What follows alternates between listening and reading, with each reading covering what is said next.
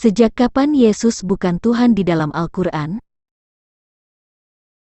Kalau umat Islam bertanya atau menyindir, sejak kapan Yesus itu disebut Tuhan, maka saya akan bertanya kembali kepada umat Islam, sejak kapan Al-Quran mengatakan Yesus bukan Tuhan?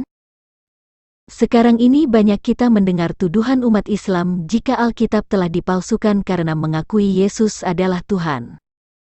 Dan yang menjadi korban fitnah adalah Paulus, karena sebelumnya ia anti kepada Yesus dan kepada pengikutnya, tetapi kemudian Paulus bertobat dan menjadi penginjil yang gigih, namun oleh umat Islam belakangan ini dituduh mengubah Injil Yesus.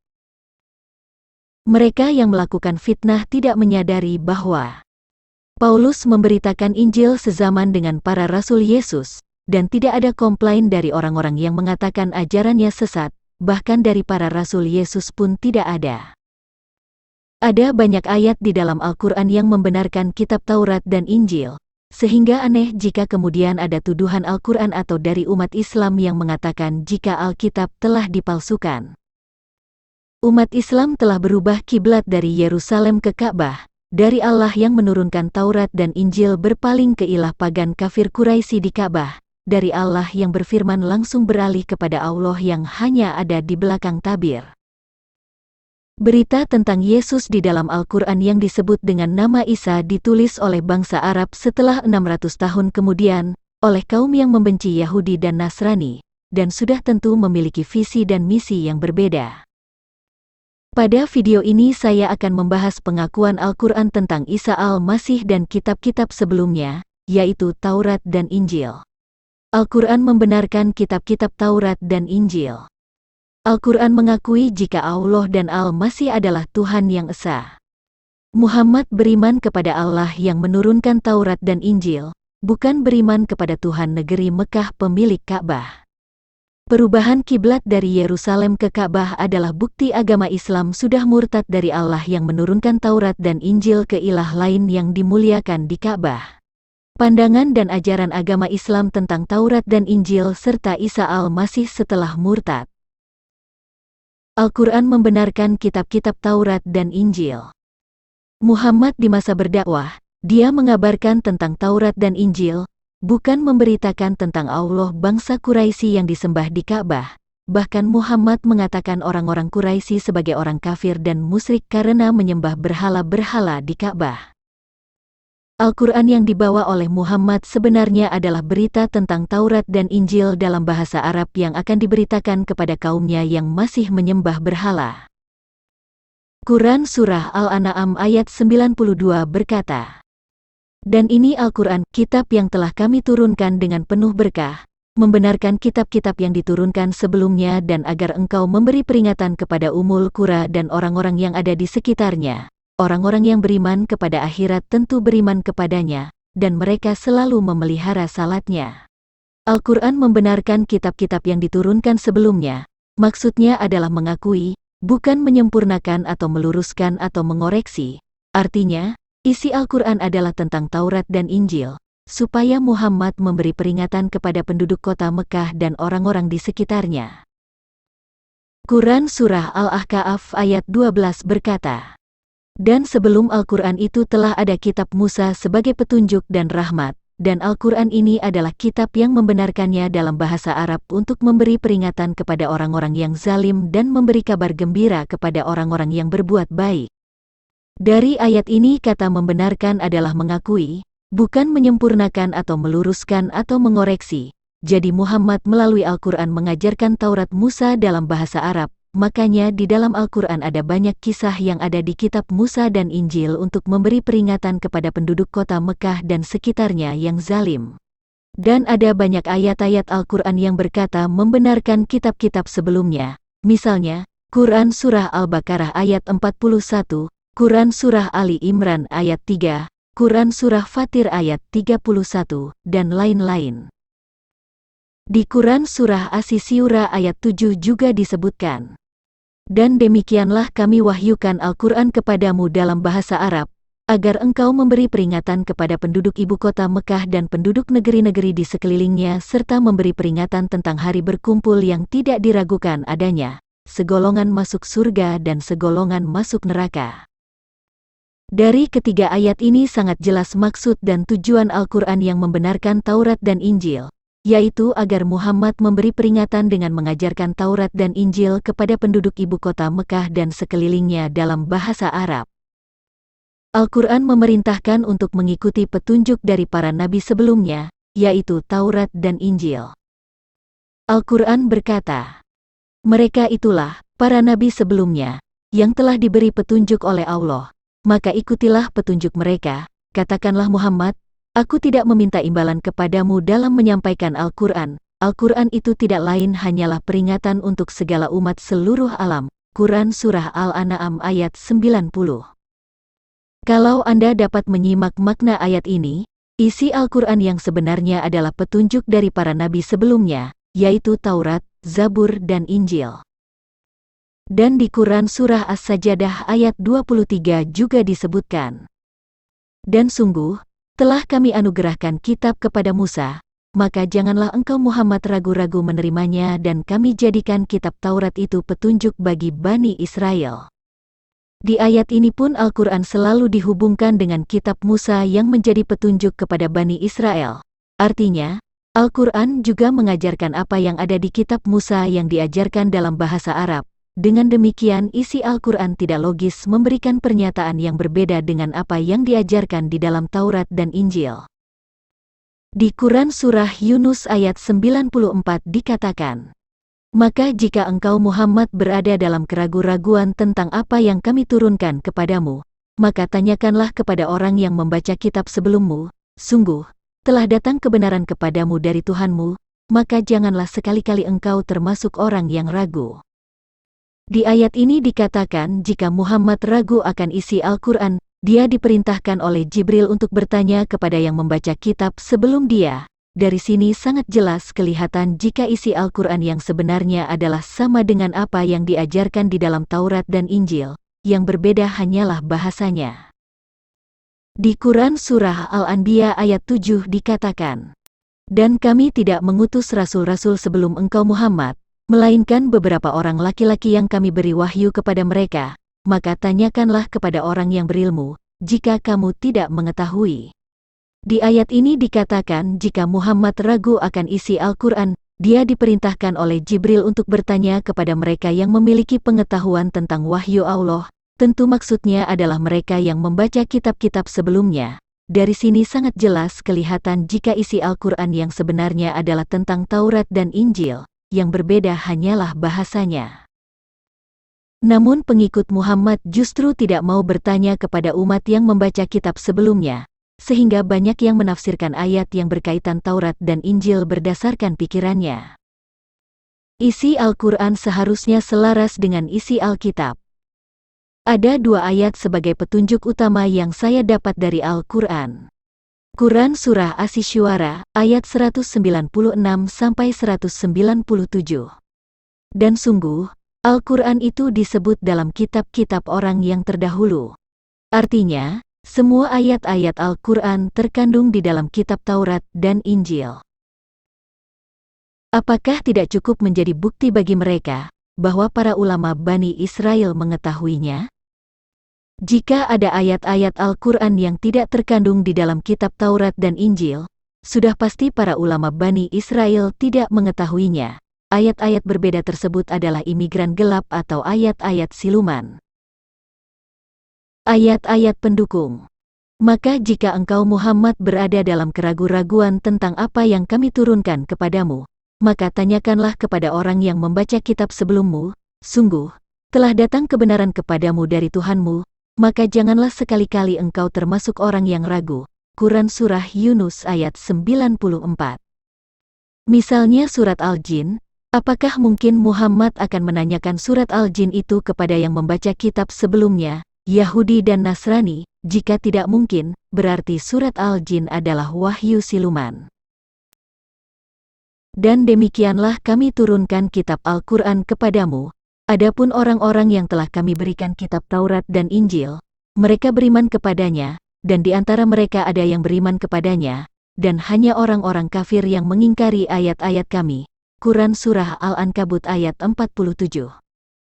Apakah mungkin umat Yahudi dan Nasrani yang beriman kepada Taurat dan Injil juga beriman kepada Al-Quran yang sekarang ini, yang di dalamnya ada surat Al-Jin, jin menjadi teman seiman, ada perintah untuk menyembah ilah berhala orang-orang Quraisy di Ka'bah, surganya pun tempat mesum, dan lain sebagainya? Jika tidak, berarti ayat-ayat itu dan yang relevan dengannya adalah wahyu siluman. Dan tidak mungkin Yahudi dan Nasrani yang beriman kepada Taurat dan Injil juga mengimani Al-Quran yang isinya memusuhi Yahudi, menyangkal keilahian Yesus, menuduh Alkitab sudah dipalsukan dan lain sebagainya. Dan janganlah kamu berdebat dengan ahli kitab, melainkan dengan cara yang baik, kecuali dengan orang-orang yang zalim di antara mereka, dan katakanlah, kami telah beriman kepada kitab-kitab yang diturunkan kepada kami dan yang diturunkan kepadamu, Tuhan kami dan Tuhan kamu satu, dan hanya kepadanya kami berserah diri. Quran Surah Al-Ankabut ayat 46. Kitabnya sudah jauh berbeda.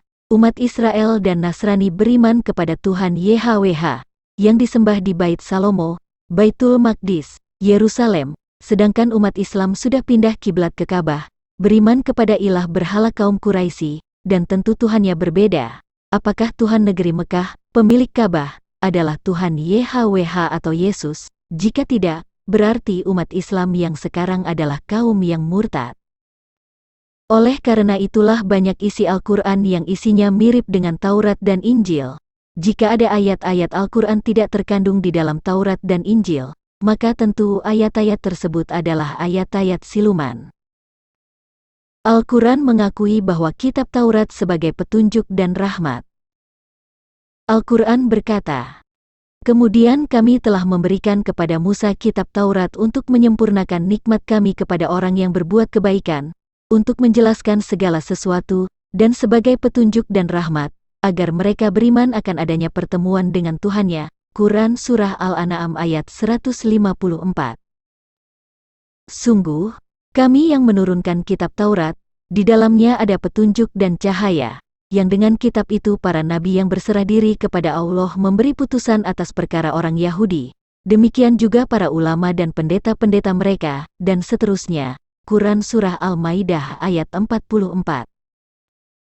Dan kami teruskan jejak mereka dengan mengutus Isa putra Maryam, membenarkan kitab yang sebelumnya, yaitu Taurat, dan kami menurunkan Injil kepadanya. Di dalamnya terdapat petunjuk dan cahaya, dan membenarkan kitab yang sebelumnya yaitu Taurat, dan sebagai petunjuk serta pengajaran untuk orang-orang yang bertakwa. Quran Surah Al-Maidah ayat 46.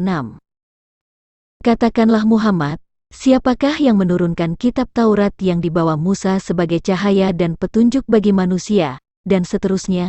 Quran Surah Al-An'am ayat 91.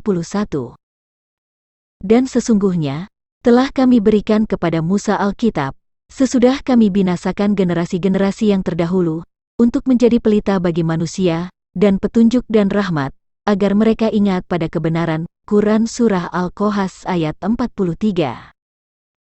Dan sebelum Al-Quran itu, telah ada kitab Musa sebagai petunjuk dan rahmat, dan ini, Al-Quran, adalah kitab yang membenarkannya dalam bahasa Arab, untuk memberi peringatan kepada orang-orang yang zalim, dan memberi kabar gembira kepada orang-orang yang berbuat baik. Quran Surah Al-Ahqaf ayat 12. Maka jika mereka mendustakan engkau Muhammad, maka ketahuilah rasul-rasul sebelum engkau pun telah didustakan pula. Mereka membawa mukjizat-mukjizat yang nyata, Zabur dan kitab yang memberi penjelasan yang sempurna. Quran Surah Ali Imran ayat 184. Dan ingatlah, ketika kami berikan kepada Musa Alkitab, dan keterangan yang membedakan antara yang benar dan yang salah, agar kau mendapat petunjuk. Quran Surah Al-Baqarah ayat 53. Isi Al-Quran yang ada sekarang sudah banyak berbeda dengan Taurat dan Injil. Misalnya surat Al-Jin, Al-Lahab, Al-Quraisy, Al-Fil tentang Ka'bah dan Tuhan negeri Mekah, kisah Ibrahim dan Ismail yang meninggikan pondasi Ka'bah, Isra Mi'raj, perubahan kiblat, dan sebagainya. Semuanya tidak ada dalam Taurat dan Injil. Apakah mungkin Muhammad menanyakan itu kepada yang membaca kitab sebelumnya? Jika tidak, berarti ayat-ayat itu bukan dari Muhammad, tetapi ayat-ayat siluman.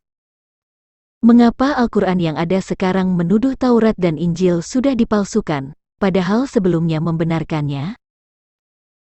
Apakah agama Islam yang sekarang beriman kepada Taurat dan Injil dan menjadikannya sebagai petunjuk seperti yang diperintahkan di dalam Al-Quran? Jika tidak, mengapa? Jawabnya adalah karena umat Islam sudah murtad, sudah berubah kiblat ke Ka'bah dan menyembah Tuhan negeri Mekah pemilik Ka'bah. Jadi sangat jelas kelihatan jika yang berubah bukan Alkitab, tetapi ajaran agama Islamlah yang berubah karena sudah murtad, dan tentu perlu ayat-ayat untuk pembenaran imannya yang baru dan ayat-ayat yang menyalahkan kitab yang sebelumnya. Al-Quran mengakui jika Allah dan Al-Masih adalah Tuhan yang esa. Sebenarnya ada perbedaan antara Yesus di dalam Alkitab dan Isa Al-Masih di dalam Al-Quran. Perbedaannya antara lain. Yesus di dalam kitab Injil lahir di kandang domba, sedangkan Isa Al-Masih di dalam Al-Quran lahir di bawah pohon kurma. Maria ibu Yesus adalah anak perempuan Eli dari keturunan Raja Daud, sedangkan Maryam ibu Isa Al-Masih adalah putri Imran, saudara perempuan Harun saudara Musa, anak yang dilahirkan oleh istri Imran, yang hidup 1500 tahun sebelum Yesus. Jika wahyu Allah SWT tentang Isa dan Maryam saja sudah berbeda dengan fakta kehidupan Yesus yang sesungguhnya, tentu akan ada keterangan lain yang berbeda. Dan tentu pemahaman umat Islam tentang Yesus pun akan berbeda. Perbedaan itu disebabkan karena Al-Quran hanyalah perkataan Rasul yang mulia dari kaum yang berbeda dan zaman yang berbeda, bukan dari Allah. Injil yang benar adalah kitab yang ditulis oleh saksi-saksinya, lalu diberitakan dan disebarluaskan melalui gereja. Kristen dari sejak awal mengakui jika Yesus adalah Tuhan Allah, yaitu firman-Nya. Melalui Yesuslah Allah menciptakan langit dan bumi beserta segala isinya. Sebab Allah melakukan semua kehendak-Nya adalah melalui firman-Nya. Bahkan di zaman Muhammad pun Al-Quran mengakui jika Yesus yang disebut Isa Al-Masih adalah Tuhan, yaitu firman Allah dan roh dari Allah. Pengakuan Al-Quran jika Isa Al-Masih memiliki keilahian yang tidak dimiliki oleh manusia akan saya kutip secara singkat berikut ini. Beberapa ayat Al-Quran yang diajarkan Muhammad mengakui jika Isa memiliki sifat ilahi, antara lain. Al-Masih adalah kalimatullah, firman Allah. Tidak ada seseorang pun yang disebut firman Allah selain Isa Al-Masih. Isa berasal dari roh Allah dan Isa bukan dari benih manusia. Isa adalah seorang yang terkemuka di dunia dan di akhirat. Isa memiliki pengetahuan tentang hari kiamat, sedangkan pengetahuan tentang hari kiamat hanya Allah. Isa seorang laki-laki yang tidak berdosa, perkataan yang benar, dan Isa adalah jalan yang lurus. Kelahiran Isa Al-Masih tidak seperti manusia pada umumnya yang berasal dari benih manusia, tetapi ia adalah roh Allah yang turun ke dalam rahim Maryam dan menjelma menjadi seorang manusia. Al-Quran mengakui jika Al-Masih bukan dari benih manusia. Quran Surah Ali Imran ayat 47, Quran Surah Maryam ayat 20. Quran Surah Ali Imran ayat 47 berkata, Dia Maryam berkata, Ya Tuhanku, bagaimana mungkin aku akan mempunyai anak, padahal tidak ada seorang laki-laki pun yang menyentuhku? Dia, Jibril, berkata, Demikianlah Allah menciptakan apa yang Dia kehendaki. Apabila Dia hendak menetapkan sesuatu, Dia hanya berkata kepadanya, Jadilah, maka jadilah sesuatu itu. Quran Surah Maryam ayat 20 berkata, Dia Maryam berkata, Bagaimana mungkin aku mempunyai anak laki-laki, padahal tidak pernah ada orang yang menyentuhku dan aku bukan seorang pezina. Dari kedua ayat tersebut sangat jelas dikatakan jika Al-Masih Isa putra Maryam bukan keturunan manusia, tetapi ia memang dikandung dan dilahirkan seorang perempuan. Lalu dari mana Isa Al-Masih itu berasal? Al-Quran menjawab jika Al-Masih berasal dari roh Allah. Quran Surah An-Nisa, ayat 171, Quran Surah At-Tahrim ayat 12, Quran Surah Al-Anbiya, ayat 91. Quran Surah An-Nisa, ayat 171 berkata, Sungguh, Al-Masih Isa putra Maryam itu adalah utusan Allah dan kalimat-Nya yang disampaikannya kepada Maryam, dan roh darinya. Quran Surah At-Tahrim ayat 12 berkata, dan Maryam putri Imran yang memelihara kehormatannya, maka kami tiupkan ke dalam rahimnya sebagian dari roh kami, dan dia membenarkan kalimat-kalimat Tuhannya dan kitab-kitabnya, dan dia termasuk orang-orang yang taat. Quran Surah Al-Anbiya, ayat 91 berkata, "Dan ingatlah kisah Maryam yang memelihara kehormatannya, lalu kami tiupkan roh dari kami ke dalam tubuhnya, kami jadikan dia dan anaknya sebagai tanda kebesaran Allah bagi seluruh alam." Dari ketiga ayat tersebut sangat jelas dikatakan jika Al-Masih Isa putra Maryam adalah roh darinya atau roh dari kami. Al-Masih Isa putra Maryam bukan berasal dari materi atau zat yang ada di bumi, sehingga ia bukan manusia makhluk alamiah. Namun dalam terjemahan Al-Quran, makna waruhun minhu diartikan menjadi, dan tiupan roh darinya, padahal arti yang sebenarnya adalah, dan ruh darinya. Demikian juga dengan kata, min ruhina diterjemahkan menjadi ruh ciptaan kami, padahal arti yang sebenarnya adalah, ruh dari kami. Dengan menyisipkan kata tambahan pada kalimatnya tentu akan mengubah artinya, dan ini adalah sebuah kesalahan. Tentang penciptaan makhluk berdasarkan Al-Quran. Adam diciptakan dari tanah, manusia diciptakan dari air dan dari segumpal darah. Jin diciptakan dari api. Tumbuh-tumbuhan dan hewan diciptakan dari air. Apakah benar atau tidak pernyataan di atas dengan fakta? Yang pasti Al-Quran mengakui jika Allah menciptakan makhluk hidup dari zat. Asal-usul makhluk-makhluk hidup setelah masa penciptaan. Manusia berasal dari benih manusia. Monyet berasal dari benih monyet. Kacang berasal dari benih kacang. Bahkan cincin yang berasal dari emas disebut cincin emas. Kursi yang dibuat dari rotan disebut kursi rotan, lemari yang dibuat dari plastik disebut lemari plastik. Jika Isa berasal dari roh Allah, apakah logika Isa disamakan dengan Adam yang diciptakan dari tanah? Jika tubuh Al-Masih berasal dari roh Allah, bukan berasal dari atau keturunan secara genetik manusia, lalu siapakah Al-Masih Isa putra Maryam itu? Hukum tentang asal-usul tersebut sangat sederhana. Akan tetapi sosok yang mewahyukan Al-Quran tidak paham hukum itu, sehingga dia menyamakan Isa dengan Adam yang berasal dari tanah, padahal di kitab yang sama sudah disebutkan jika Isa berasal dari roh Allah dan bukan dari benih manusia.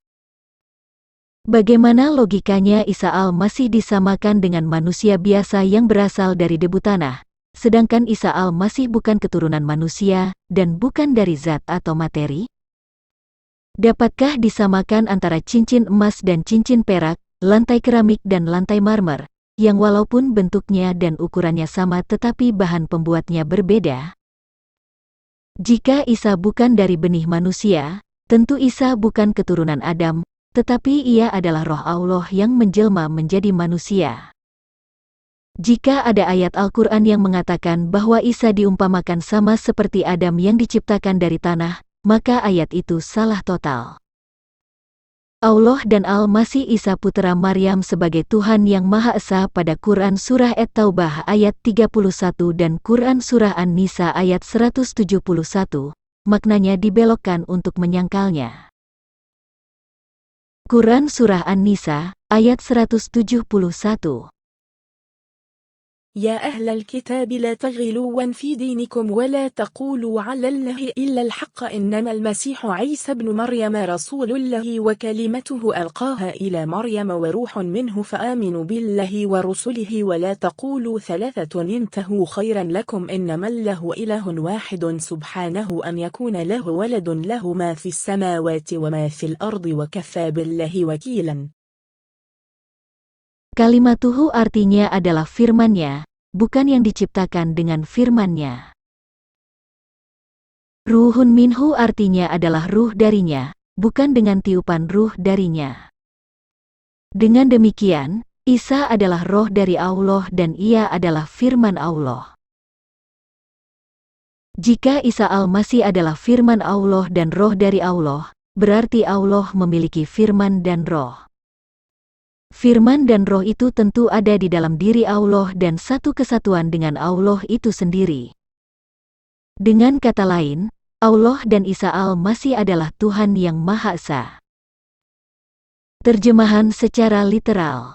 Wahai ahli kitab, janganlah kamu melampaui batas dalam agamamu, dan janganlah kamu mengatakan terhadap Allah kecuali yang benar. Sungguh, Al-Masih Isa putra Maryam itu adalah utusan Allah dan kalimat-Nya yang disampaikannya kepada Maryam, dan roh darinya.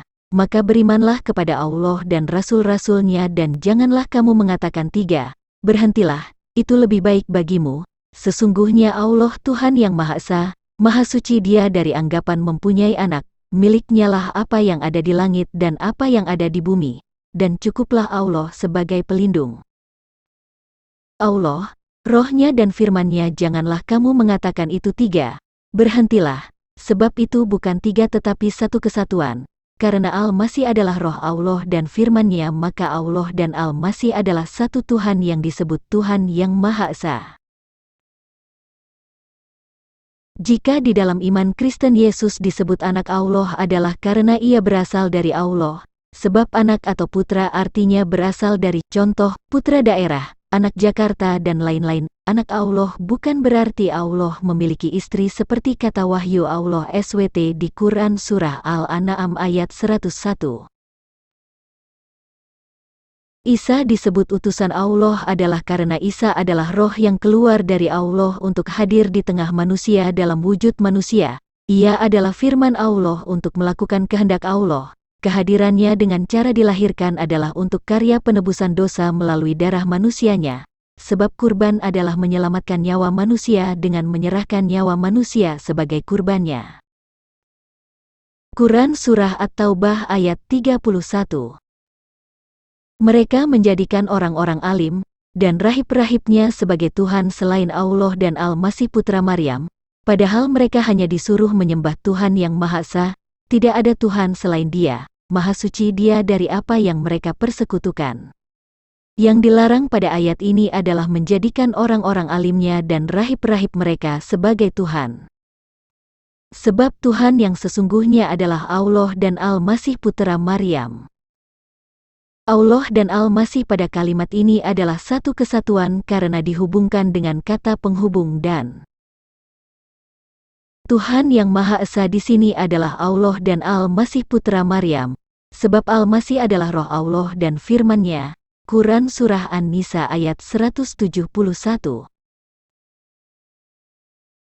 Al-Masih adalah roh Allah dan firman-Nya, yang artinya, Al-Masih adalah Allah itu sendiri yang menjelma menjadi manusia, bukan pribadi lain yang dipersekutukan.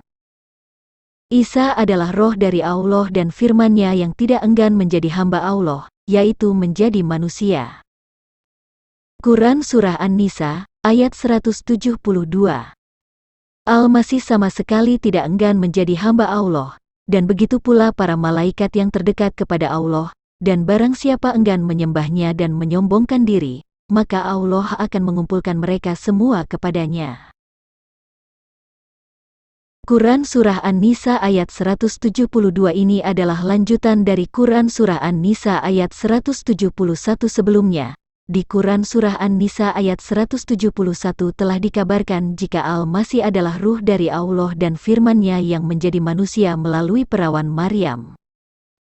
Artinya, walaupun Al-Masih adalah roh Allah dan firman-Nya, tetapi ia merendahkan diri menjadi seorang manusia, atau hamba, untuk melakukan kehendak Allah.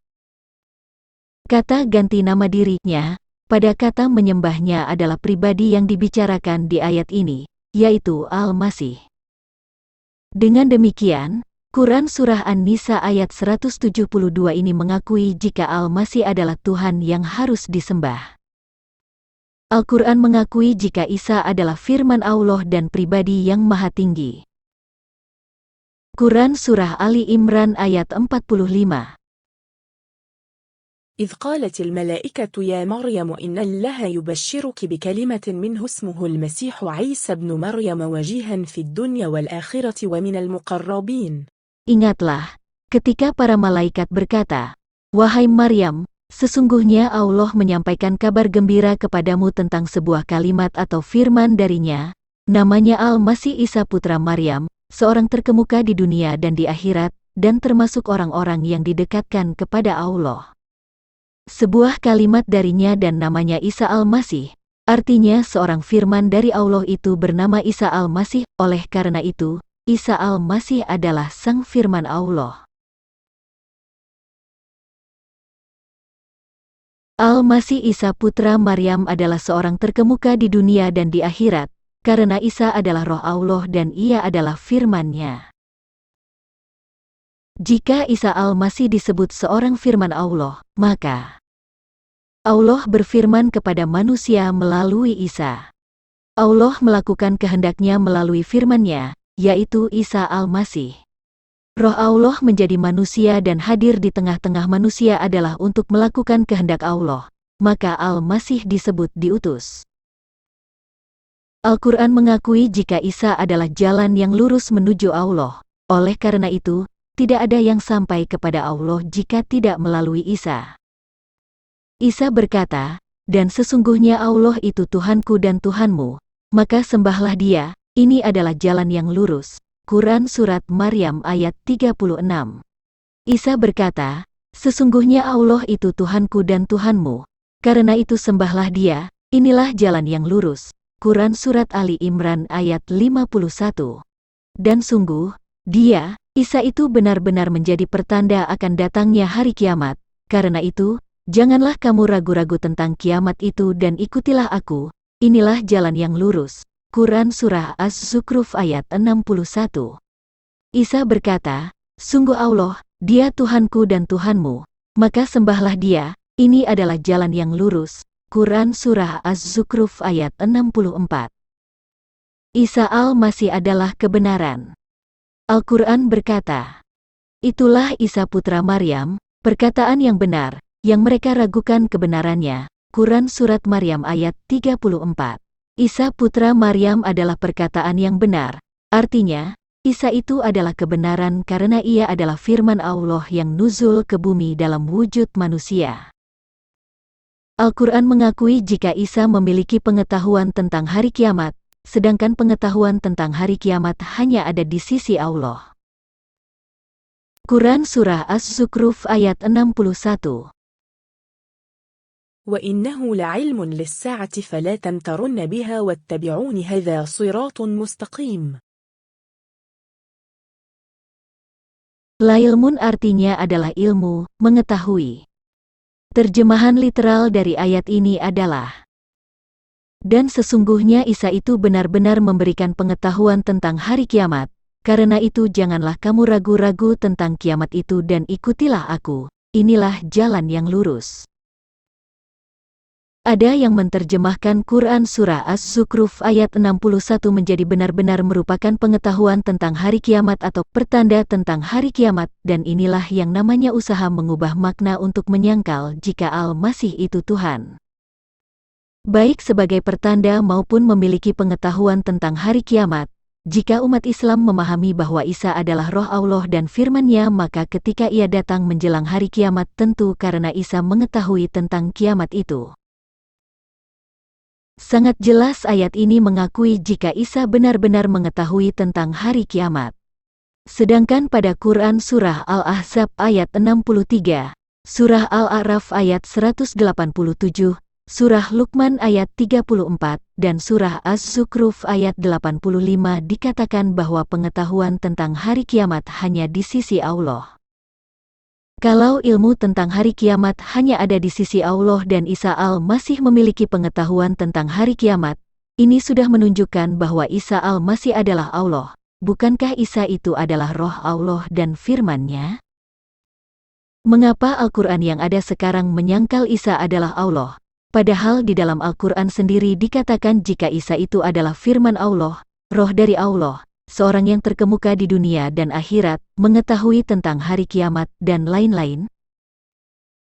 Jawabnya adalah karena umat Islam sudah murtad, sudah berubah kiblat ke Ka'bah dan menyembah Tuhan negeri Mekah pemilik Ka'bah. Menurut Al-Quran, Muhammad beriman kepada Allah yang menurunkan Taurat dan Injil, bukan beriman kepada Tuhan negeri Mekah pemilik Ka'bah. Penduduk Mekah dan sekitarnya di zaman pra-Islam memiliki beberapa keyakinan, antara lain, penyembah berhala, menyembah jin, roh, atau hantu, agama Yahudi dan Nasrani. Yahudi dan Nasrani memiliki akar agama yang sama yang beriman kepada Tuhan yang esa, sedangkan penyembah berhala dan penyembah jin, roh atau hantu tergolong sebagai orang-orang kafir atau musyrik Mekah. Di zaman pra-Islam, Ka'bah dibaktikan bagi Hubal, yang disembah sebagai dewa tertinggi di antara 360 berhala di dalam dan di sekitar Ka'bah, yang mungkin sekali melambangkan jumlah hari dalam setahun. Sedangkan Al-Lata, Al-Uzza dan Al-Manat dianggap sebagai nama anak-anak Allah, yaitu Dewa Hubal yang dimuliakan orang-orang kafir Quraisy. Dewa Hubal adalah salah satu dewa tertinggi yang dipuja masyarakat Arab pra-Islam, terutama Bani Quraisy di Mekah. Hubal dipuja dalam bentuk arca menyerupai manusia yang disemayamkan di dalam Ka'bah. Hubal adalah gabungan kata Hu dan Baal. Hu artinya roh, Allah atau dewa, dan kata Baal artinya majikan atau tuan, sehingga Hubal adalah sebuah dewa tertinggi yang mereka anggap sebagai Allah. Al-Quran melalui Quran Surah Al-Fil ayat 1-5 mengindikasikan jika Hubal inilah yang dianggap sebagai Allah yang melindungi Ka'bah dari serbuan pasukan bergajah dari Yaman yang dipimpin oleh Abrahah di tahun 570 Masehi, atau di masa pra-Islam. Oleh karena itu, Hubal inilah sebenarnya yang disebut Tuhan negeri Mekah pemilik Ka'bah, karena mereka belum mengenal Allah yang sesungguhnya, dan Hubal inilah yang menjadi dewa tertinggi di dalam Ka'bah di masa pra-Islam. Apakah Muhammad beriman kepada Tuhan negeri Mekah pemilik Ka'bah? Satu hal yang ditentang oleh Muhammad sehingga ia mengabarkan Taurat dan Injil dalam bahasa Arab ke penduduk Mekah dan sekitarnya adalah karena ia sadar jika keyakinan leluhurnya adalah salah. Hal ini dapat dilihat di dalam Quran Surah An-Najm ayat 23 yang berkata, "Itu, yaitu Al-Lata, Al-Uzza, dan Al-Manat, tidak lain hanyalah nama-nama yang kamu dan nenek moyangmu mengada-adakannya. Allah tidak menurunkan suatu keterangan apapun untuk menyembahnya, mereka hanya mengikuti dugaan, dan apa yang diingini oleh keinginannya, padahal sungguh, telah datang petunjuk dari Tuhan mereka." Ayat ini ditujukan kepada kaum yang menyembah berhala di Mekah, dan tentu termasuk kepada mereka yang menyembah berhala-berhala di Ka'bah, bukan kepada kaum Yahudi dan Nasrani. Allah yang dimaksud di ayat ini bukan Tuhan negeri Mekah pemilik Ka'bah yaitu Hubal, tetapi Tuhan yang menurunkan Taurat dan Injil, Tuhan Yerusalem. Orang-orang Quraisy di zaman pra-Islam adalah penganut agama pagan, tetapi mereka juga menggunakan kata Allah untuk sosok yang mereka muliakan di Ka'bah, yaitu Hubal. Hal ini terindikasi dari nama ayah Muhammad yang bernama Abdullah yang artinya hamba Allah, padahal mereka beribadah kepada berhala-berhala di Ka'bah.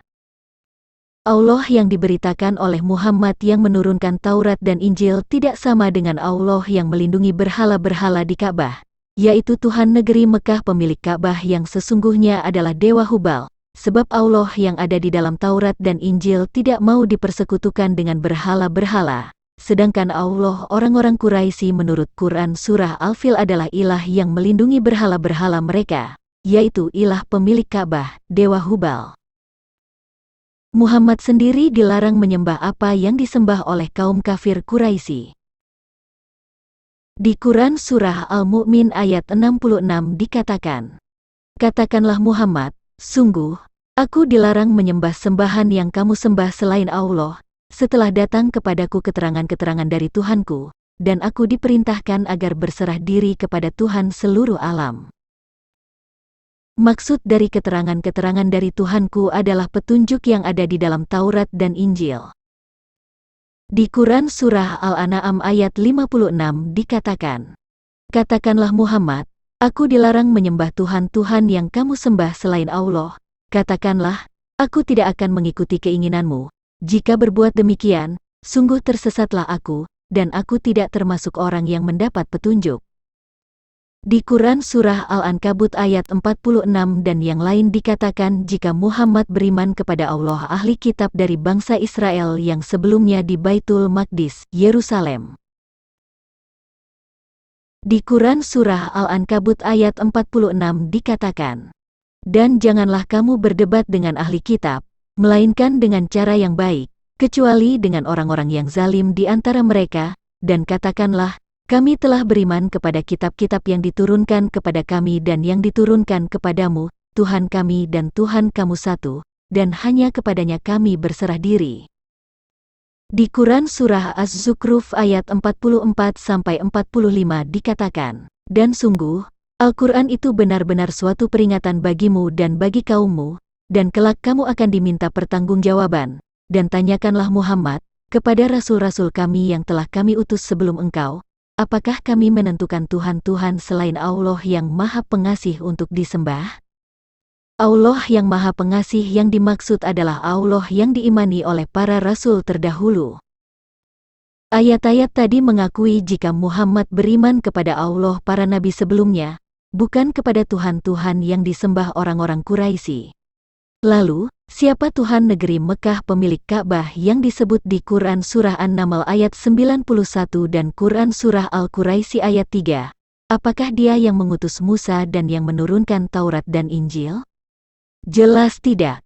Pribadi yang disembah di Ka'bah berdasarkan Quran Surah Al-Fil ayat 1-5 adalah ilah yang melindungi Ka'bah yang di dalamnya ada patung Dewa Hubal yang di sekitarnya ada ratusan patung lainnya. Ilah tersebut bukan Allah yang menurunkan Taurat dan Injil, Allah semesta alam. Sejarah pun membuktikan jika masjid-masjid di abad pertama tahun Hijriah hingga beberapa tahun kemudian kiblatnya bukan ke Mekah, bahkan pada tahun 630 Masehi Muhammad dan pengikutnya menghancurkan berhala-berhala di Ka'bah dan tidak ada bukti jika Muhammad membangunnya untuk memuliakan Tuhan negeri Mekah di Ka'bah. Sebab ia sendiri kembali ke Madinah meninggalkan Ka'bah dan tinggal menetap hingga dia meninggal di Madinah. Bukti lain jika Muhammad tidak beriman kepada Tuhan negeri Mekah pemilik Ka'bah adalah Muhammad sendiri ditolak berdakwah di Mekah karena dia menyampaikan Taurat dan Injil dan Allah Israel, sedangkan orang-orang Mekah memuliakan Dewa Hubal di Ka'bah, Tuhan negeri Mekah pemilik Ka'bah. Oleh karena itulah ia hijrah ke Madinah dan mendirikan masjid yang berkiblat ke Yerusalem. Kalau seandainya Muhammad memuliakan Tuhan negeri Mekah pemilik Ka'bah dan berdakwah atas nama Tuhan tersebut, tidak masuk akal orang-orang Mekah menolak Muhammad, dan tidak logis pula Muhammad meninggalkan Mekah lalu hijrah ke Madinah dan mendirikan masjid yang berkiblat ke Yerusalem. Dan pada peristiwa Fatu Mekah atau pembebasan Mekah tahun 630 Masehi pun, yang mana Muhammad mengacak-acak Ka'bah dan menghancurkan berhala-berhala yang ditempatkan di dalam dan sekitar Ka'bah, adalah suatu bukti jika Muhammad tidak beriman kepada Dewa Hubal Tuhan negeri Mekah pemilik Ka'bah, yang disembah melalui patung-patung berhala mereka. Oleh karena itu, Quran Surah An-Naml ayat 91 dan Quran Surah Al-Quraisy ayat 3 yang memerintahkan menyembah Tuhan negeri Mekah pemilik Ka'bah, adalah wahyu yang turun antara tahun 610 sampai 622 Masehi dan juga Quran Surah Al-Isra ayat 1 yang mengatakan jika Allah memperjalankan Muhammad Isra Mi'raj dari Masjidil Haram, Ka'bah, ke Al-Aqsa yang terjadi antara tahun 620 sampai 622 Masehi, adalah ayat-ayat palsu. Sebab pada periode yang sama, Muhammad justru mendirikan masjid di Madinah yang berkiblat ke Yerusalem, karena ia menentang keyakinan kaum kafir Quraisy yang beribadah kepada Dewa Hubal dan berhala-berhala lainnya di Ka'bah, hingga kemudian pada tahun 630 Masehi terjadi perang yang disebut peristiwa Fatu Mekah. Kalau benar Quran Surah An-Naml ayat 91, Quran Surah Al-Quraisy ayat 3, Quran Surah Al-Isra ayat 1 dan ayat-ayat yang mengubah kiblatnya ke Ka'bah adalah wahyu yang diterima Muhammad dari Allah, apakah logis Muhammad justru hijrah ke Madinah dan mendirikan masjid yang berkiblat ke Yerusalem dan kemudian ia menghancurkan berhala-berhala Bani Quraisy di Ka'bah? Muhammad meninggal dan ia dikuburkan di Madinah. Dia tidak minta dikuburkan di daerah sekitar Ka'bah adalah karena Muhammad tidak mencintai Ka'bah, tempat berhala Bani Quraisy, Tuhan negeri Mekah. Muhammad meninggal dan ia dikuburkan di Madinah, suatu bukti jika Muhammad tinggal di Madinah yang jauh dari Ka'bah sebab dia tidak beribadah dan beriman kepada Tuhan negeri Mekah yang dimuliakan di Ka'bah. Jika Muhammad beriman kepada Tuhan negeri Mekah pemilik Ka'bah dan wahyu yang diterimanya berasal dari ilah tersebut, apakah masuk akal seorang nabi tinggal di tempat yang jauh dari bait Allah yang disembahnya? Walaupun patung berhala Dewa Hubal sudah tidak ada dan sudah digantikan dengan menempatkan batu Hajar Aswad, tetapi berdasarkan Quran Surah Al-Fil dan ayat-ayat yang memerintahkan menyembah Tuhan negeri Mekah pemilik Ka'bah, maka Allah SWT yang dimuliakan di Ka'bah adalah ilah pagan mereka di zaman pra-Islam.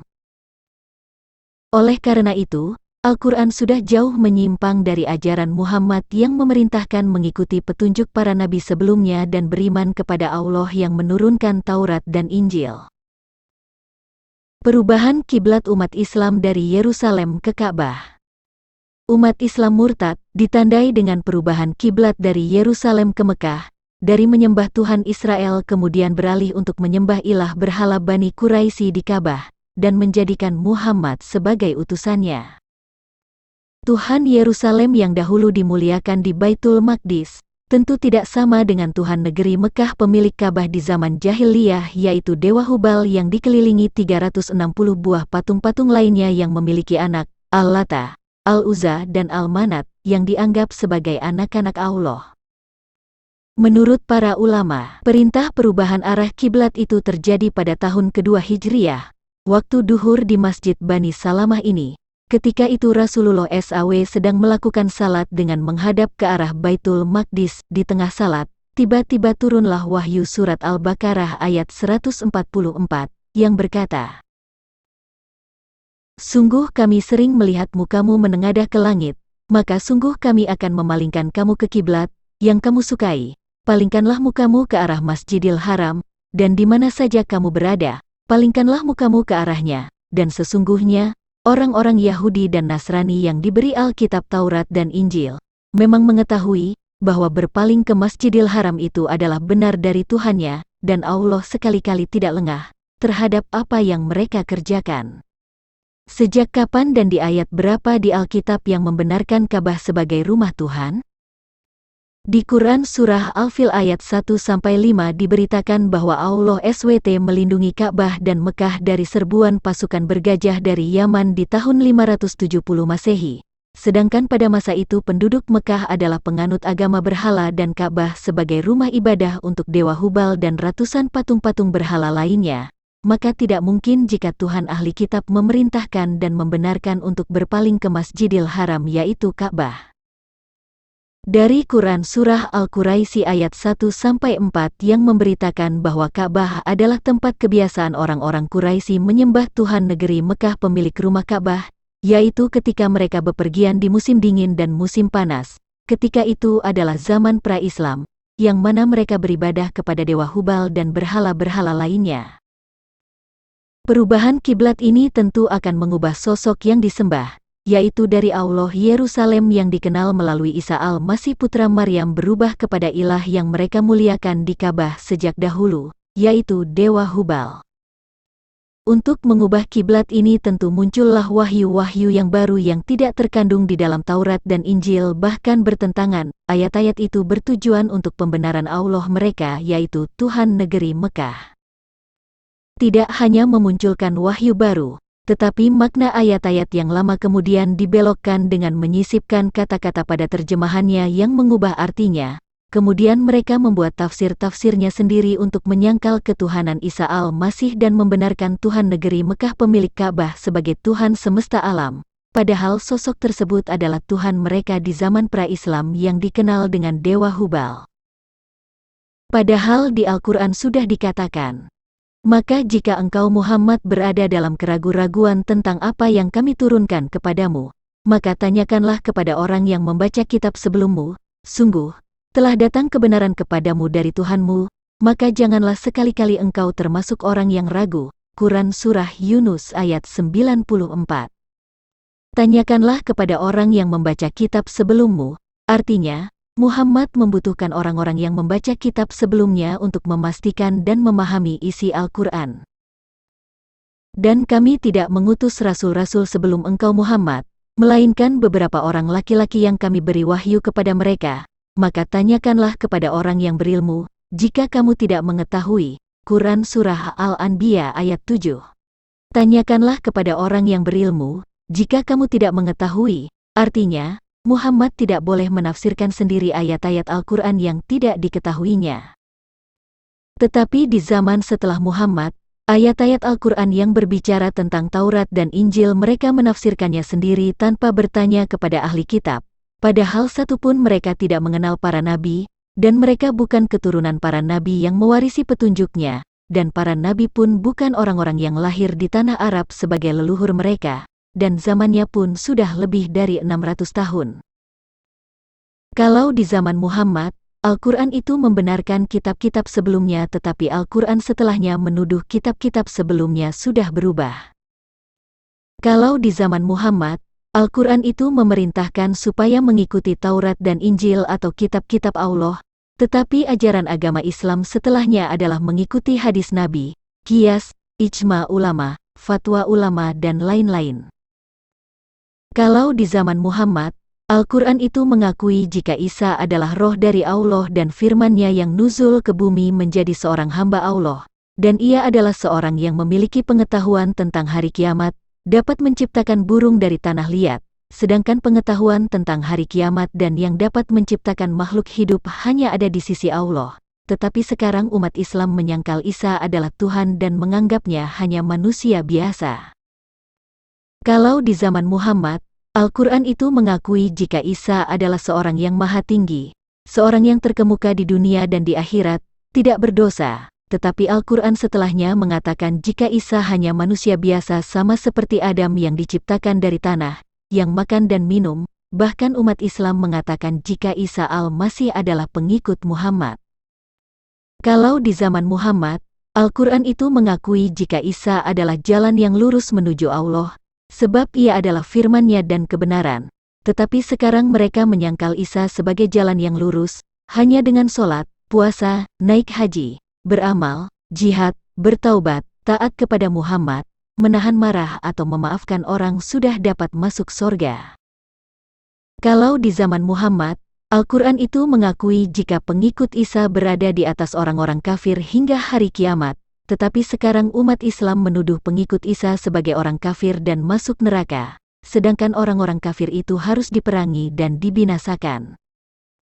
Dengan perubahan kiblat itu, maka isi Quran Surah Al-Ankabut ayat 46 yang berkata, "Kami telah beriman kepada kitab-kitab yang diturunkan kepada kami dan yang diturunkan kepadamu, Tuhan kami dan Tuhan kamu satu, dan hanya kepadanya kami berserah diri," sudah tidak relevan lagi saat ini. Sebab Tuhannya dan jalan menuju sorganya telah berbeda. Dengan perubahan kiblat itu, maka isi Quran Surah Al-An'am ayat 90 yang berkata, "Mereka itulah para nabi sebelumnya yang telah diberi petunjuk oleh Allah. Maka ikutilah petunjuk mereka," sudah tidak relevan lagi saat ini. Sebab umat Islam tidak beriman kepada Taurat dan Injil, firman yang diturunkan dari Allah. Tetapi umat Islam sekarang beriman kepada hadis, qiyas, ijma ulama, fatwa ulama, dan lain-lain. Dengan perubahan kiblat itu, maka isi Quran Surah Asy-Syu'ara, ayat 196 yang berkata, "Dan sungguh, Al-Quran itu disebut dalam kitab-kitab orang yang terdahulu, sudah tidak relevan lagi saat ini, karena sudah banyak ayat-ayat yang muncul untuk pembenaran Tuhan negeri Mekah pemilik Ka'bah yang tidak disebut di kitab Taurat dan Injil." Dengan perubahan kiblat itu, maka isi Quran Surah Al-Ankabut ayat 47 yang berkata, "Dan demikianlah kami turunkan kitab Al-Quran kepadamu. Adapun orang-orang yang telah kami berikan kitab Taurat dan Injil mereka beriman kepadanya Al-Quran dan seterusnya, sudah tidak relevan lagi saat ini.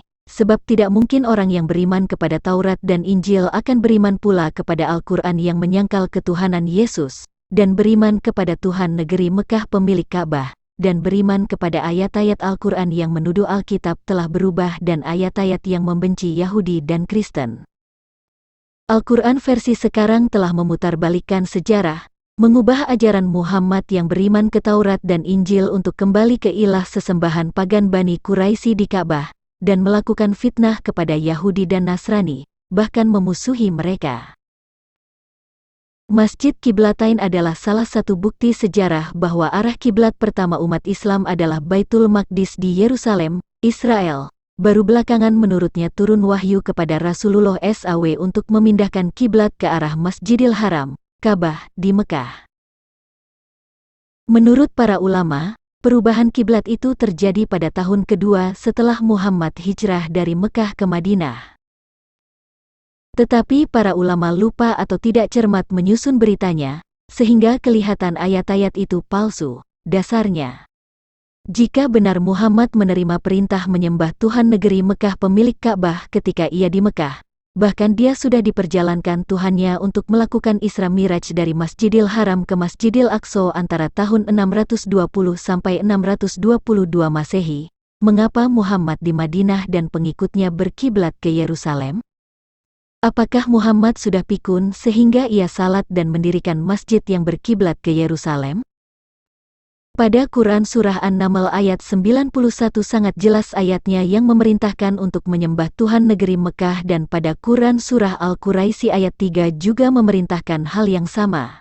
Aku Muhammad hanya diperintahkan menyembah Tuhan negeri ini, Mekah, yang Dia telah menjadikan suci padanya dan segala sesuatu adalah miliknya, dan aku diperintahkan agar aku termasuk orang Muslim. Quran Surat An-Naml ayat 91.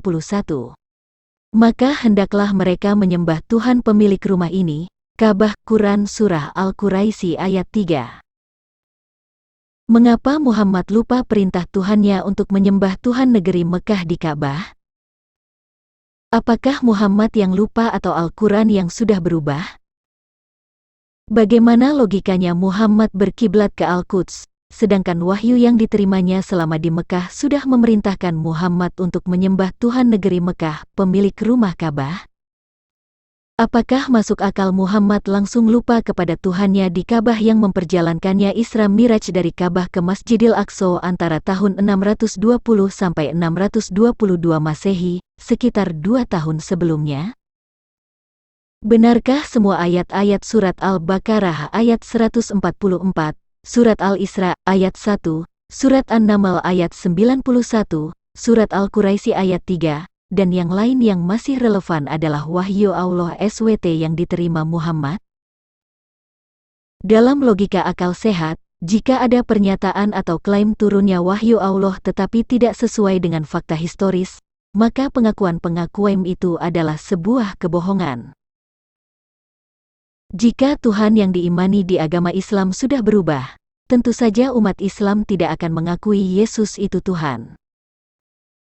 Karena agama Islam sudah murtad dari Allah Yerusalem yang menurunkan Taurat dan Injil, seharusnya umat Islam tidak lagi mencantumkan berita tentang Taurat dan Injil di dalam Al-Quran, apalagi mengklaimnya sebagai wahyu dari Allah SWT yang disembah di Ka'bah dengan versi yang berbeda, lalu menuduh kitab Taurat dan Injil yang ada di tangan Kristen sudah dipalsukan. Allah Yerusalem tidak sama dengan Tuhan negeri Mekah pemilik Ka'bah. Allah yang berfirman langsung dan yang menurunkan Taurat dan Injil tidak sama dengan Allah yang tidak berfirman yang hanya ada di belakang tabir. Allah yang tidak mau dipersekutukan dengan berhala-berhala tidak sama dengan Allah pemilik Ka'bah yang melindungi berhala-berhala dari pasukan bergajah dari Yaman di tahun 570 Masehi, yang dahulu dimuliakan melalui Dewa Hubal, Al-Lata, Al-Uzza, Al-Manat dan ratusan patung lainnya. Ratusan tahun orang-orang Quraisy beribadah kepada Dewa Hubal di Ka'bah yang mereka anggap sebagai Allah, dan ada Al-Lata, Al-Uzza, Al-Manat yang diimani sebagai anak-anak Allah, yang sama sekali tanpa petunjuk akan kebenaran dari Tuhannya. Tetapi kok tiba-tiba di zaman Muhammad ada wahyu dari Allah mereka yang isinya mirip dengan Taurat dan Injil? Bukankah ini sebuah pemalsuan Taurat dan Injil untuk pembenaran ilah pagan mereka, seolah-olah sama dengan Allah yang menurunkan Taurat dan Injil? Pandangan dan ajaran agama Islam kepada Taurat dan Injil serta Isa Al-Masih setelah agama Islam murtad. Munculnya tuduhan jika Taurat dan Injil telah dipalsukan. Ayat-ayat yang digunakan umat Islam sebagai dasar untuk menuduh Taurat dan Injil telah diubah adalah Quran Surah Al-Maidah ayat 13-14. Mari kita lihat ayatnya. Quran Surah Al-Maidah ayat 13-14 mengatakan demikian. Tetapi karena mereka melanggar janjinya, kami kutuk mereka, dan kami jadikan hati mereka keras membatu.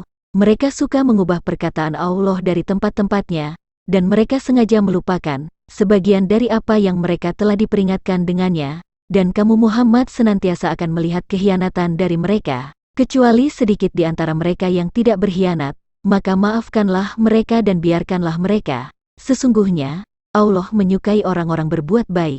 Quran Surah Al-Maidah ayat 13. Dan di antara orang-orang yang mengatakan, sesungguhnya, kami orang-orang Nasrani, ada yang telah kami ambil perjanjian mereka, tetapi mereka sengaja melupakan sebagian dari apa yang mereka telah diberi peringatan dengannya, maka kami timbulkan di antara mereka permusuhan dan kebencian sampai hari kiamat, dan kelak Allah akan memberitakan kepada mereka apa yang selalu mereka kerjakan. Quran Surah Al-Maidah ayat 14. Kalau kedua ayat tadi dipahami secara baik, ayat itu ditujukan kepada mereka yang zalim, bukan kepada orang-orang yang alim atau pendeta-pendetanya atau tentang kitabnya. Mari kita lihat bagaimana pernyataan ayat-ayat Quran Surah Al-Maidah ayat 44, ayat 48 dan Quran Surah Yunus ayat 94 tentang kitab Taurat dan Injil berikut ini. Quran Surah Al-Maidah ayat 44 berkata demikian. Sungguh, kami yang menurunkan kitab Taurat, di dalamnya ada petunjuk dan cahaya, yang dengan kitab itu para nabi yang berserah diri kepada Allah memberi putusan atas perkara orang Yahudi. Demikian juga para ulama dan pendeta-pendeta mereka, sebab mereka diperintahkan memelihara kitab-kitab Allah dan mereka menjadi saksi terhadapnya. Karena itu janganlah kamu takut kepada manusia, tetapi takutlah kepadaku, dan janganlah kamu jual ayat-ayatku dengan harga murah. Barang siapa tidak memutuskan dengan apa yang diturunkan Allah, maka mereka itulah orang-orang kafir. Allah telah memerintahkan orang-orang alim mereka dan pendeta-pendeta mereka untuk memelihara kitab-kitab Allah, dan mereka menjadi saksi terhadapnya. Quran Surah Al-Maidah ayat 48 berkata demikian. Dan kami telah menurunkan kitab Al-Quran kepadamu Muhammad dengan membawa kebenaran, yang membenarkan kitab-kitab yang diturunkan sebelumnya dan menjaganya. Maka putuskanlah perkara mereka menurut apa yang diturunkan Allah dan janganlah engkau mengikuti keinginan mereka dengan meninggalkan kebenaran yang telah datang kepadamu, dan seterusnya. Ayat ini telah mengatakan bahwa Allah membenarkan kitab-kitab yang diturunkan sebelumnya dan menjaganya, sehingga mereka yang mengatakan Injil telah berubah adalah orang-orang zalim. Dua ayat tadi memberikan keterangan jika kitab Taurat dan Injil itu terpelihara dan dijaga, sehingga tuduhan yang mengatakan Taurat dan Injil sudah diubah adalah untuk pembenaran ilah pagan mereka yang disembah di Ka'bah seakan-akan sama dengan Allah yang menurunkan Taurat dan Injil. Padahal banyak ayat-ayat Al-Quran yang membenarkan Taurat dan Injil, dan bahkan Muhammad diperintahkan untuk bertanya kepada yang membaca kitab sebelumnya. Quran Surah Yunus ayat 94 berkata, maka jika engkau Muhammad berada dalam keraguan-raguan tentang apa yang kami turunkan kepadamu, maka tanyakanlah kepada orang yang membaca kitab sebelummu, sungguh, telah datang kebenaran kepadamu dari Tuhanmu, maka janganlah sekali-kali engkau termasuk orang yang ragu. Ayat ini muncul di masa Muhammad, yaitu antara tahun 610 sampai 632 Masehi, dan di dalam ayat itu Muhammad diperintahkan untuk bertanya kepada orang yang membaca kitab sebelumnya. Mereka yang membaca kitab sebelumnya yaitu Taurat dan Injil tentu adalah Yahudi dan Nasrani. Kalau sekiranya Taurat dan Injil sudah berubah maka tidak logis Quran Surat Yunus ayat 94 di atas diturunkan kepada Muhammad. Apakah mungkin ada perubahan kitab Injil setelah itu? Sedangkan di abad keempat Masehi saja sudah ada ribuan salinan kitab Injil tersebar di banyak gereja di berbagai daerah. Jika salah satu kitab diubah, apakah seluruh kitab yang lain dapat berubah sendiri? Dan jika Muhammad diperintahkan bertanya kepada pembaca kitab tentang apa yang diturunkan kepadanya, tentulah karena ayat-ayat Al-Quran tersebut terkandung di kitab Taurat dan Injil. Lalu bagaimana dengan surat Al-Jin, Al-Lahab, Al-Quraisy, Al-Fil, tentang Ka'bah dan Tuhan negeri Mekah dan sebagainya yang tidak terkandung di kitab Taurat dan Injil? Dari mana ayat-ayat ini berasal? Jadi sangat jelas kelihatan jika tuduhan ayat-ayat Injil telah dipalsukan berasal dari pribadi lain, yang ingin agar mereka yang beriman kepada Taurat dan Injil yang sesungguhnya menjadi ragu dan meninggalkannya, dan mereka digiring untuk beriman kepada sesembahan mereka, yaitu Tuhan negeri Mekah pemilik Ka'bah. Muncul ayat-ayat yang menyangkal Isa Al-Masih adalah Tuhan. Jika sebelumnya ada banyak ayat yang membenarkan Taurat dan Injil dan mengakui jika Isa Al-Masih itu Roh Allah dan Firman-Nya, Maha Tinggi, memiliki pengetahuan tentang hari kiamat yang hanya diketahui oleh Allah, maka kemudian muncul ayat-ayat yang kontradiksi dengan itu. Dengan demikian, dari mana ayat-ayat yang kontradiksi tersebut? Quran Surah Al-Maidah ayat 17. Sungguh, telah kafir orang yang berkata, sesungguhnya Allah itu Dialah Al-Masih putra Maryam. Katakanlah Muhammad, siapakah yang dapat menghalang-halangi kehendak Allah, jika Dia hendak membinasakan Al-Masih putra Maryam beserta ibunya dan seluruh manusia yang berada di bumi, dan milik Allah lah kerajaan langit dan bumi dan apa yang ada di antara keduanya. Dia menciptakan apa yang Dia kehendaki, dan Allah Maha Kuasa atas segala sesuatu. Di Quran Surah An-Nisa ayat 171 dan Quran Surah Ali Imran ayat 45 disebut jika Isa adalah firman-Nya. Di Quran Surah An-Nisa ayat 171, Quran Surah At-Tahrim ayat 12 dan Quran Surah Al-Anbiya ayat 91 disebut jika Isa adalah roh darinya. Di mana logikanya Allah berfirman untuk membinasakan firman-Nya dan roh-Nya sendiri? Di sini kelihatan jika yang mewahyukan ayat-ayat itu tidak mengenal Isa Al-Masih yang berasal dari roh Allah dan ia adalah firman Allah. Oleh karena itu, ayat ini wahyu dari Allah yang mana? Quran Surah Al-Maidah ayat 72. Sungguh, telah kafir orang-orang yang berkata, sesungguhnya Allah itu Dialah Al-Masih putra Maryam. Padahal Al-Masih sendiri berkata, wahai Bani Israel, sembahlah Allah, Tuhanku dan Tuhanmu. Sesungguhnya barang siapa mempersekutukan sesuatu dengan Allah, maka sungguh, Allah mengharamkan surga baginya, dan tempatnya ialah neraka, dan tidak ada seorang penolong pun bagi orang-orang zalim itu. Al-Masih adalah roh Allah yang menjadi manusia, atau Al-Masih disebut tidak enggan menjadi seorang hamba. Di Quran Surah Az-Zukhruf ayat 59 dikatakan bahwa Al-Masih diutus untuk menjadi contoh pelajaran bagi Bani Israel. Ketika Al-Masih datang dalam wujud manusia untuk tujuan mengajar dan memberikan contoh kepada banyak orang, tentulah ia akan mengajar dan bertindak sebagai manusia yang baik, bukan bertindak sebagai Tuhan.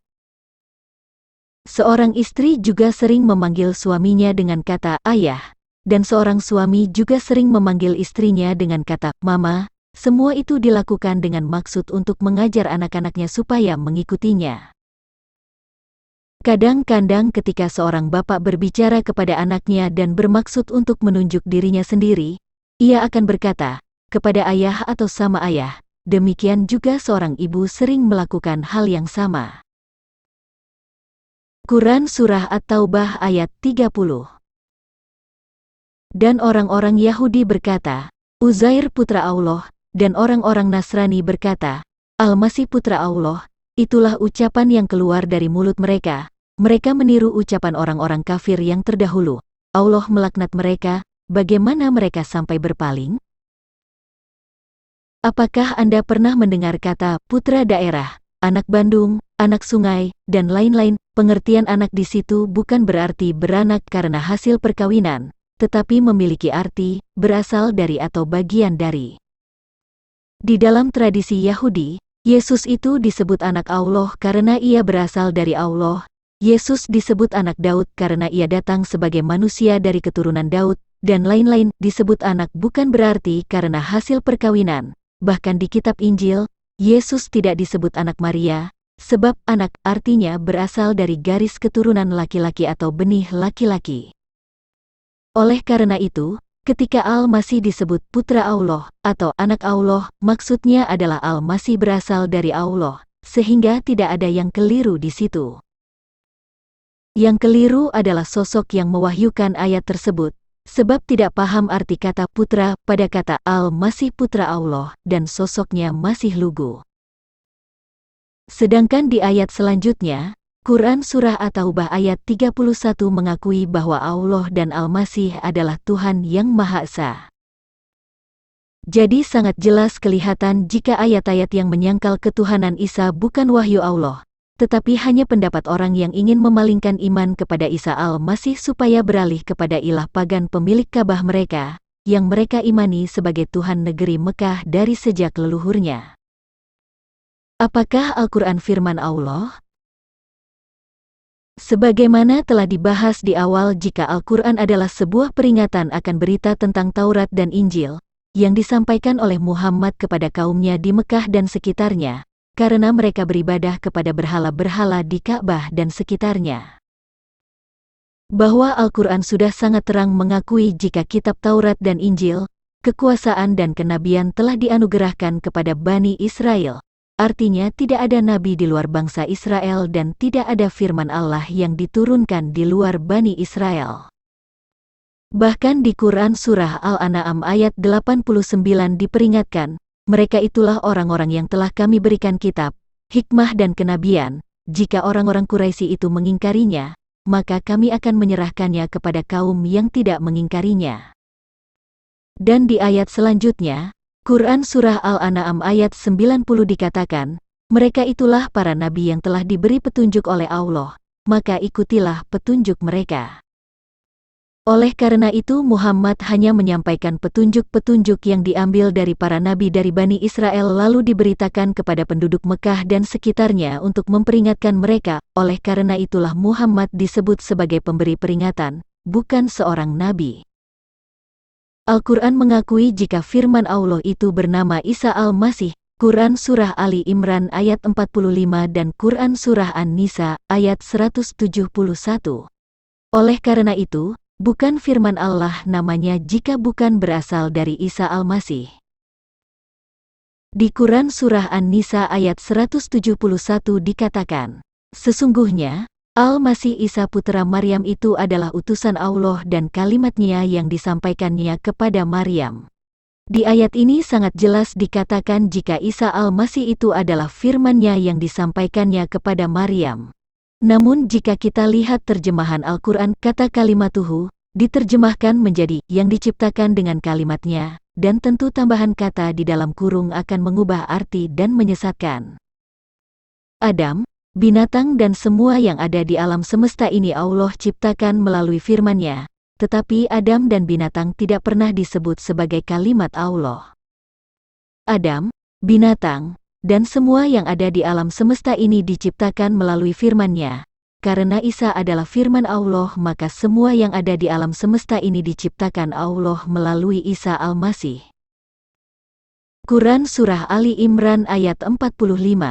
Ingatlah, ketika para malaikat berkata, wahai Maryam, sesungguhnya Allah menyampaikan kabar gembira kepadamu tentang sebuah kalimat darinya, namanya Al-Masih Isa putra Maryam, seorang terkemuka di dunia dan di akhirat, dan termasuk orang-orang yang didekatkan. Dari ayat ini sangat jelas dikatakan bahwa sebuah kalimat atau firman darinya bernama Al-Masih Isa putra Maryam, artinya firman Allah itu adalah Isa Al-Masih, oleh karena itulah Isa disebut seorang yang terkemuka di dunia dan di akhirat. Jika firman Allah bernama Al-Masih Isa putra Maryam, apakah Al-Quran dapat disebut firman Allah sedangkan ia bukan berasal dari Al-Masih Isa putra Maryam? Firman Allah bukan buku, bukan tulisan dan bukan pula kata-kata dalam bentuk suara, tetapi sumbernya sendiri, yaitu pikiran Allah yang kita sebut jiwa Allah. Sedangkan buku, tulisan, dan kata-kata dalam bentuk suara adalah hasil perubahan dari pikiran Allah yang disampaikan melalui jiwanya yang datang dalam wujud manusia, supaya dapat berbicara dalam bahasa manusia. Apakah Al-Quran firman Allah? Mari kita periksa pernyataan Quran Surah Al-Haqqah ayat 40 dan Quran Surah At-Tawir ayat 19. Di ayat ini sangat jelas dikatakan, Innahu laqawlu rasulin karim.